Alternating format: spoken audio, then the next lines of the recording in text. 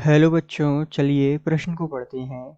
25 degree Celsius पर SCN के लिए Ka का मान 5 गुणा 10 की घात माइनस 10 है। स्थिर pH बराबर 9 रखने के लिए 10 मिली 2 m SCN विलयन में मिलाए गए 5 m KCN विलयन का आवश्यक आयतन होगा। आपको विकल्प दिए हुए हैं। विकल्प ए है 2 मिली, विकल्प बी है 8.2 मिली, विकल्प सी है 4 मिली और विकल्प डी है 6.4 मिली।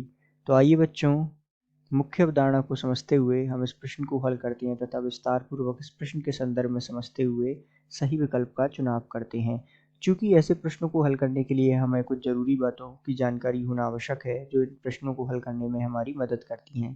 जैसा कि यहाँ हम सीधा सूत्र जो है इस्तेमाल करेंगे pH बराबर, ये जो है यहाँ हम सूत्र इस्तेमाल करेंगे pH बराबर P Ka प्लस लॉग, यहाँ जो मान हमें दे रखे हैं इन मानों को रखते हुए 5B बटे B प्लस 10 हो जाएगा इसका आयतन। इसी प्रकार यहाँ इसके बटे में चला जाएगा 10 गुणा 2 बटे B प्लस 10। तो इस प्रकार यहाँ हमें जो pKa का मान दे रखा है उसको रख लेंगे और इस मान को रखते हुए इन सबको हम हल कर लेंगे। तो अर्थात इसको अब आइए हम हल करते हैं। तो pH बराबर माइनस लॉग, यहाँ रख सकते हैं हम 5 गुणा 10 की घात माइनस 10 जो कि हमें मान दिया हुआ है, और यहाँ पर हमारे पास आ जाएगा लॉग b बटे 4 इसे हल करने पर।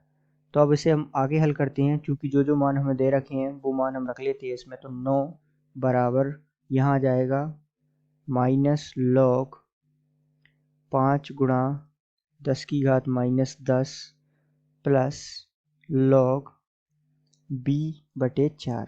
अब जैसा कि हम इसे हल करेंगे तो यहाँ b बराबर 2 रखने पर ये जो है समीकरण संतुष्ट होती है, अर्थात हमारा उत्तर हो जाएगा b बराबर 2 मिलीलीटर अर्थात मिली। ये जो है हमारे आयतन का मान आ जाएगा। तो इस प्रकार हम हमारे विकल्प को चुनते हैं। तो अर्थात जो आवश्यक आयतन है वो होगा 2 मिली, अर्थात दिए गए प्रश्न का सही उत्तर विकल्प ए है। आशा करते हैं आपको समझ आया होगा। धन्यवाद।